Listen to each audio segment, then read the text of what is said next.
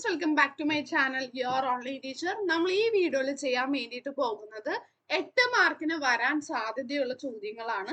അപ്പൊ 8 മാർക്കിലെ ക്വസ്റ്റ്യൻ എന്ന് പറയുന്നത് ഷുവർ ആണ് ഈ ചോദ്യങ്ങൾ തന്നെയായിരിക്കും വരിക. അപ്പൊ ചോദ്യങ്ങൾ നമ്മൾ നേരത്തെ അറിഞ്ഞാൽ എന്ത് ചെയ്യണം? അത് പഠിച്ചു വെക്കണം. അപ്പൊ എന്തായാലും നിങ്ങൾ പഠിച്ചു വെക്കണം. 8 മാർക്കിലേക്ക് വരാവുന്നത് നമുക്ക് ഒരെണ്ണം വരുന്നത് പോയം കമ്പാരിസൺ ആയിരിക്കും. പിന്നെ 2 ക്വസ്റ്റ്യൻ ആണ് നമുക്ക് ഡൗട്ട് ഉള്ളതുള്ളൂ അല്ലെ.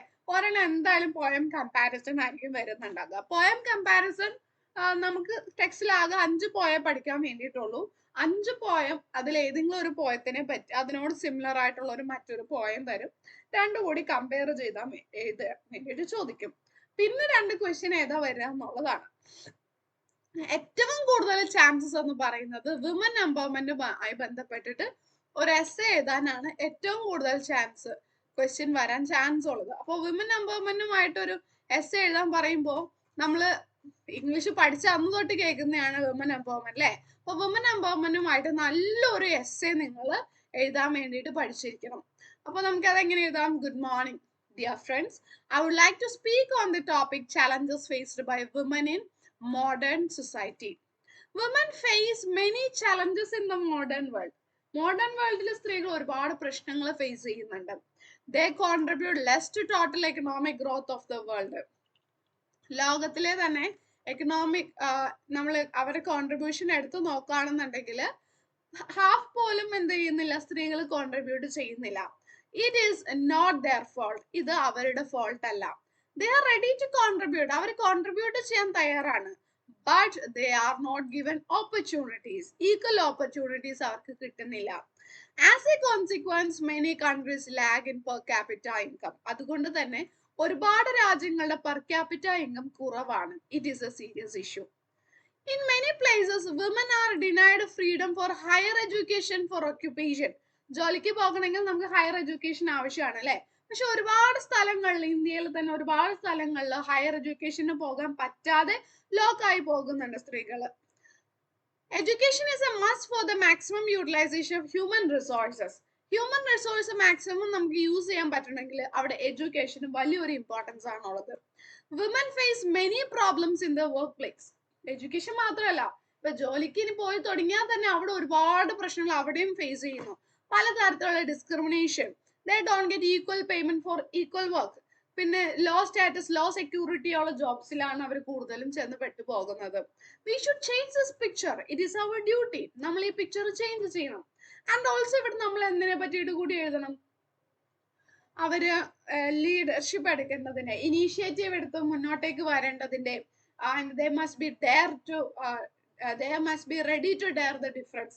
മാറ്റങ്ങൾ കൊണ്ടുവരാൻ അവർ തയ്യാറാകണം എന്നുള്ള കാര്യങ്ങളും, ഇന്ദിരാഗാന്ധി അങ്ങനെയുള്ള ഒരുപാട് ഫേമസ് വിമൻ പേഴ്സണാലിറ്റീസിനെ പറ്റിയിട്ടൊക്കെ നമ്മൾ എന്ത് ചെയ്യണം? നമ്മുടെ സ്പീച്ചിലേക്ക് എഴുതണം. അപ്പോഴാണ് നമുക്ക് ആ സ്പീച്ചിന്റെ 8 മാർക്ക് കംപ്ലീറ്റ് ആയിട്ട് കിട്ടുക. പാരഗ്രാഫ് തിരിച്ചെഴുതണം. പിന്നെ ഇപ്പൊ നടക്കുന്ന സോഷ്യൽ ഇഷ്യൂസ് എന്തെങ്കിലും ഒക്കെ ഉണ്ടെങ്കിൽ അതും കൂടി നിങ്ങൾ അതിന്റെ ഉള്ളിലേക്ക് ഇൻക്ലൂഡ് ചെയ്യാം, നിങ്ങൾക്ക് അറിയാവുന്നതുണ്ടെങ്കിൽ. പിന്നെ 8 മാർക്കിന്റെ ക്വസ്റ്റ്യൻ ആയിട്ട് വരാവുന്നത് ഡ്രഗ് അബ്യൂസിനെ പറ്റിയിട്ടുള്ള ഒരു സ്പീച്ചാണ്. സ്പീച്ച് അല്ലെങ്കിൽ എസ്സേ എങ്ങനെ വന്നാലും എഴുതാലോ, രണ്ടും ഒന്ന് തന്നെ. സ്പീച്ചിന് ആ ഒരു സല്യൂട്ടേഷൻ ഉണ്ടാവുന്നല്ലേ ഉള്ളൂ. സോ സ്പീച്ച് അല്ലെങ്കിൽ എസ്സേ എന്തായാലും ചോദിക്കും. അപ്പൊ ഡ്രഗ് അബ്യൂസിനെ പറ്റിയിട്ട് അറിയില്ല എന്നുണ്ടെങ്കിൽ നമ്മുടെ ഡ്രഗ് അബ്യൂസിന്റെ ചാപ്റ്റർ തന്നെ ഒരു 3 പ്രാവശ്യം ഒന്ന് വായിച്ചാൽ മതി. അത് തന്നെ എഴുതി വെക്കാൻ പറ്റും. സോ നമുക്ക് നോക്കാം അതിന്റെ ഒരു speech. Good evening all dear friends. Here I would like to speak on the topic drug abuse, a social menace. We face different challenges in the modern world. ഈ മോഡേൺ വേൾഡിൽ നമ്മൾ ഒരുപാട് ചാലഞ്ചസ് ഫേസ് ചെയ്യുന്നുണ്ട്. Drug abuse is one among them. അതിൽ ഒരെണ്ണമാണ് drug abuse. It is a serious social menace. അതൊരു serious ആയിട്ടുള്ള ഒരു പ്രശ്നമാണ്. It causes physical and mental problems അത് ക്രിയേറ്റ് ചെയ്യുന്നു. Its social consequences are beyond words. അതെന്തുമാത്രം അതിന് സോഷ്യൽ കോൺസിക്വൻസസ് ഉണ്ട് എന്നുള്ളത് വാക്കുകൾക്ക് അപ്പുറമാണ്. Even the innocent school children become victims of drug abuse. അല്ലെ, ഇന്നസെന്റ് ആയിട്ടുള്ള കുട്ടികൾ പോലും ഇതിന്റെ വിക്ടിമായി മാറുകയാണ്. They became the carriers of pan masala, pan parag, even of heroin. പലതരത്തിലുള്ള ഡ്രഗ്സിന്റെ കാരിയേഴ്സ് ആയിട്ട്, അതൊരു സ്ഥലത്ത് നിന്ന് മറ്റു സ്ഥലത്തേക്ക് എത്തിച്ചു കൊടുക്കുന്ന കാരിയേഴ്സ് ആയിട്ട് മാറുകയാണ്. യൂത്തും അങ്ങനെയായി മാറുകയാണ്. ഈ ഒരു ഫിനാൻഷ്യൽ ഇൻഡിപെൻഡൻസ് വേണമെന്ന് ആഗ്രഹിക്കുന്ന ആളുകൾ ഏറ്റവും എളുപ്പവഴിയായിട്ട് ഇത് കണ്ടുകൊണ്ട് ഈ കാരിയേഴ്സ് ആയിട്ട് മാറുന്നുണ്ട്. People use sensual drugs to change their mood. അവർ മൂഡ് ചേഞ്ച് ചെയ്യാൻ വേണ്ടി സെൻഷ്യൽ ഡ്രഗ്സ് യൂസ് ചെയ്യാറുണ്ട്. They use such mood altering drugs without understanding their real consequences. Real consequences മനസ്സിലാക്കാതെയാണ് ഇതെല്ലാം ഉപയോഗിക്കുന്നത്. Sensual drugs cause serious health disorders. വളരെ serious ആയിട്ടുള്ള health disorders ഇത് ക്രിയേറ്റ് ചെയ്യും.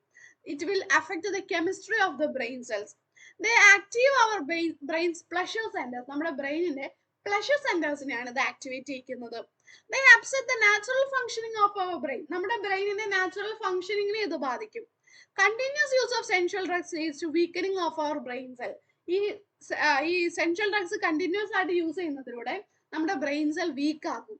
ഗ്രാജുവലി അവർ പ്ലഷർ മെക്കാനിസം സ്റ്റോപ്സ് ഫങ്ഷനിങ്. അങ്ങനെ നമ്മുടെ പ്ലഷർ മെക്കാനിസം ഫങ്ഷൻ ചെയ്യാതെ ആകും. Thus the addict feel depressed. അങ്ങനെയാണ് ഈ അഡിക്റ്റിന് ഡിപ്രസ്ഡ് ആയിട്ട് തോന്നുന്നത്. He fails to respond to his environment and to other people. He feels dead inside. There are many drug-related health disorders. Its use leads to respiratory problems, cardiac failure. ഇങ്ങനെയുള്ള പ്രശ്നത്തിലേക്കെല്ലാം ഇത് നയിക്കും. It is our duty to protect our new generation from drug abuse and addiction. The use of sensual drugs is increasing day by day. We should conduct awareness classes.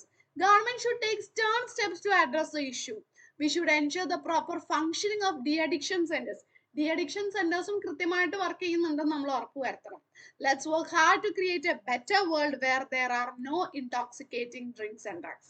Intoxicating drinks and drugs ഒന്നും ഇല്ലാത്ത നല്ലൊരു നാളെ നമുക്ക് create ചെയ്യാം. Okay, പിന്നെ നമുക്ക് ചോദിക്കാവുന്ന ഒരു ചോദ്യം എന്ന് പറയുന്നത് എൻവയോൺമെന്റ് പ്രൊട്ടക്ഷനുമായി ബന്ധപ്പെട്ടിട്ട് ഒരു എസ്സേയോ അല്ലെങ്കിൽ ഒരു സ്പീച്ചോ ചോദിക്കാം. എസ്സേ ആണെന്നുണ്ടെങ്കിൽ വാങ്കാരി മത്തായിനെ പറ്റിയിട്ടായിട്ട് എടുത്ത് ചോദിക്കാൻ വേണ്ടി ചാൻസ് കുറവാണ്. അതിനേക്കാളും നമുക്ക് വേറൊരു ക്വസ്റ്റ്യൻ നോക്കാവുന്നതാണ്. ഓണസ്റ്റിയെ പറ്റിയിട്ടുള്ള ഒരു ക്വസ്റ്റ്യൻ ആണ്. സത്യസന്ധനായിട്ട് ഇരിക്കേണ്ടതിന്റെ ഇമ്പോർട്ടൻസുമായി ബന്ധപ്പെട്ടിട്ട്.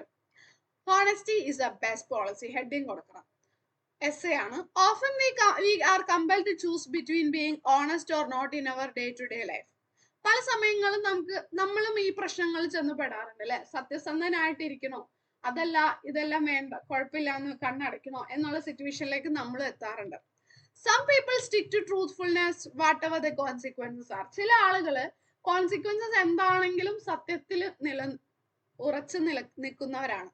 Many people play it safe by hiding unpleasant truths, fearing what others may think of them. അല്ലെ, കൂടുതൽ പേരും പ്ലേ ഇറ്റ് സേഫ് ആണ്. അതായത് നമ്മൾ ബാധിക്കുന്നില്ലെങ്കിൽ കണ്ണടച്ചിരിക്കുക എന്നുള്ള ഒരു മട്ടിലാണ് എല്ലാവരും നിൽക്കാറ് കൂടുതൽ പേരും.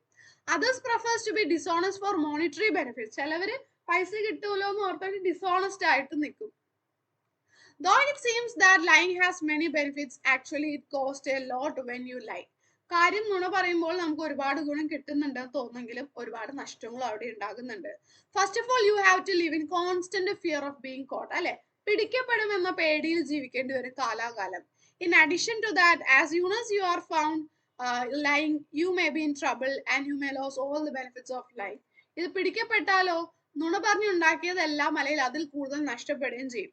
On the contrary, നേരെ തിരിച്ചാണെങ്കിലോ being truthful boosts people's esteem and makes them more confident, and in the long run they will be rewarded for their honesty. This is possible as they build trust in others through their honesty. അവരുടെ സത്യസന്ധത കൊണ്ട് മറ്റുള്ള ആളുകൾ വിശ്വാസം ഉണ്ടാക്കിയെടുത്തിട്ടുള്ളത് കൊണ്ടാണ് ഇത് സാധിക്കുന്നത്. Your sincere conversations with others make them know the real self in you. They trust you more than anybody who is less honest. In the one act play, The Hour of Truth by Percival, while the protagonist who is not ready to accept bribes is rewarded for his honesty. Last Marshall വന്നിട്ട് ജോലി കൊടുക്കുന്നുണ്ടല്ലോ. In real life too, those who are honest may be rewarded. Even if no one rewards you for your honesty, you will be self-rewarded by feeling less guilty and more respectable. Okay. പിന്നെ നമുക്ക് 8 മാർക്കിന് ചോദിക്കാവുന്ന ഒരു ചോദ്യമാണ് job application letter with resume. Job application with letter with resume പഠിച്ചിരിക്കുന്ന format ഇതാണ്. From address, date, to address, then subject application for the post of office assistant, teacher, manager. ഈ 3 പോസ്റ്റിലേക്കാണ് job application letter വരാൻ സാധ്യതയുള്ളത്.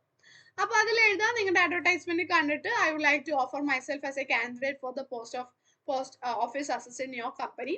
എന്നിട്ട് നമ്മൾ കുറച്ച് സ്കില്ലുകളൊക്കെ എഴുതാം. ഞാനിത് ഫോർമാറ്റ്സിന്റെ ആ ഒരു വീഡിയോയിൽ ഡിസ്കസ് ചെയ്തതാണ്, പിന്നെ ഞാൻ അത് പറയുന്നില്ല.